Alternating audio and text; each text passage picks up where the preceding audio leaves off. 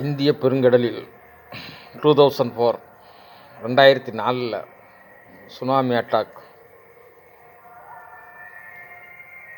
கிட்டத்தட்ட உலகம் முழுக்க 3 லட்சம் பேர் வரைக்கும் ஒரே நேரத்தில் இறந்துட்டாங்க.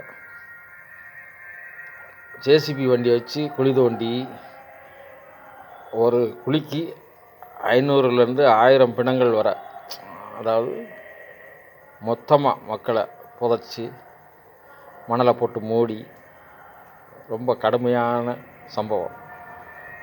அதிகாலையில் ஒரு 5 மணி 5:30 இருக்கும். திடீர்னு ஒரு ஆள் சொல்லார், அப்பா கடற்கரை கிட்ட 1000 பேர் செத்து கிடக்காங்க, 2000 பேர் செத்து கிடக்காங்க. அமைதியான கடல் கூட ஆர்ப்பரித்து வந்து மக்களை கொள்ளையடித்த சம்பவம்.